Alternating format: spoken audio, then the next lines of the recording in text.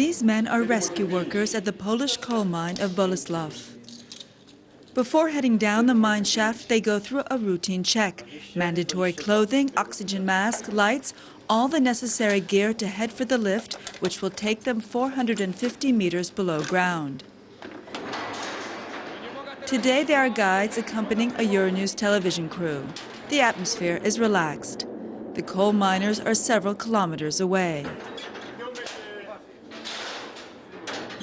But there's no denying it's a dangerous job. One day after this filming, 17 workers were injured in a nearby mine. Każda praca jest ciężko, nie? Od górnika. Every job is hard, but the most difficult is when we prepare the gallery.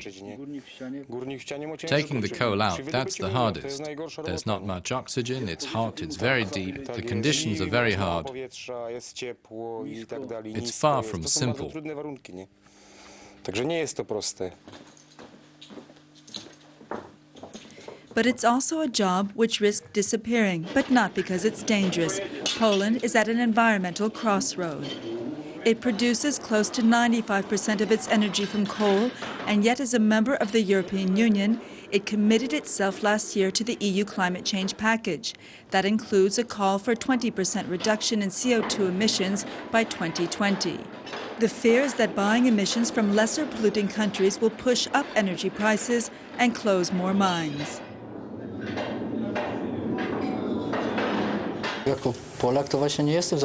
I'm not in favor of the climate change agreement as a Pole. I think our emissions quota should be raised. They've talked about closing the mine before. We know what that means, fear of losing our jobs. Everything's tied together. Nothing is simple. The Bolesław coal mine is 230 years old and one of the oldest in Poland.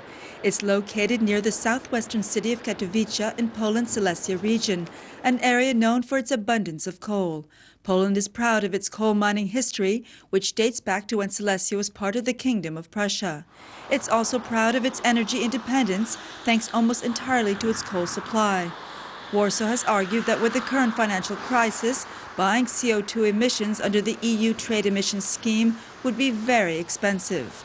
And more worrisome, it would force Poland to be more dependent on gas, especially from Russia. Company Węglowa in Katowice is Europe's largest coal mining company. For its communications director, the debate over other sources of fuel is nothing new. Poland is built on coal and must be for long years to come. There simply is no alternative. Even if we decided today to build a nuclear power station, it would only be ready in 20 years. Accepting certain solutions to reduce CO2 in Poland would lead it to a radical raising of the electricity price. It could go up by 150%.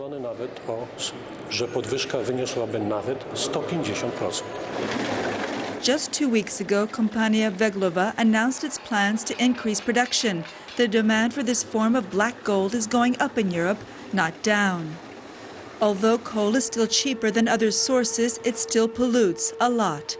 Environmentalists claim this is bad publicity for Poland, which is hosting the next UN climate change conference in December.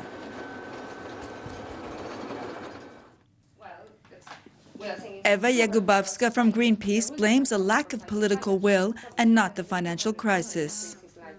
We disagree totally with the government, who is saying that the rise of the prices of energy will be really steep. There are independent studies which say that they will not rise more than 30%. Plus, the government will get a lot of money into our national budget from the emission trading so that they can somehow reimburse the people on the energy prices.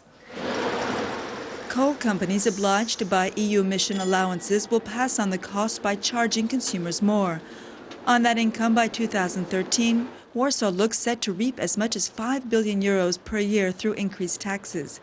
But the government has yet to say how it will redistribute this money, and trade unions are skeptical. At Poland's most famous union, Solidarnosc, Kazimierz Grajcarek worries about the social impact. Coal will no longer be competitive and companies could either close or relocate. Jobs will be lost, he says, but not just in Poland. Pakiet klimatyczny nie jest problemem Polski. The Climate Pact is not a Polish problem. In its present form, the Climate Pact is a European Union problem. We want the European Commission to sit down with the unions. When we show them that going through with it will mean burying around 800,000 jobs throughout the EU, not only in Poland, what's the European Union going to say?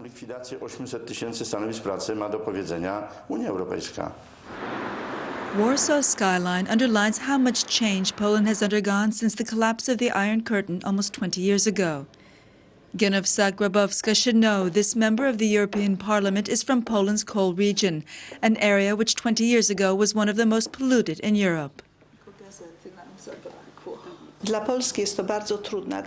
It's a very difficult decision for Poland to accept the version of the Climate Pact proposed by the European Parliament, because before Poland joined the EU, it had already reduced its CO2 emissions considerably.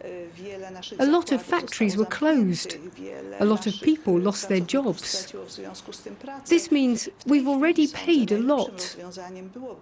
The best solution now is to grant us a transition period for reducing CO2 so we can respond in the climate stakes without punishing the people.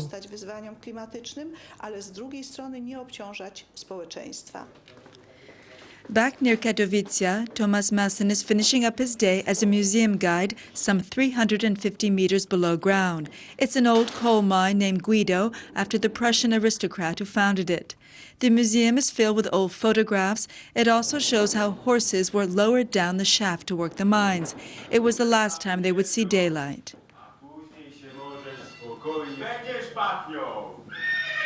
There are also more recent photos of coal miners before and after their shift. Coal miners were called the aristocrats of the communist proletariat, another sign of this industry's historical prestige. Why is it worth it to keep this mine rather than destroy it? That's a good question. We have to keep answers to hand here in Silesia. The industrial heritage is all around us. It links us to the past, to our parents, grandparents and great-grandparents. Although coal may still be king in Poland, there's a tacit understanding that its reign will someday have to end, either through other forms of energy or new technology which will allow CO2 to be stored safely underground.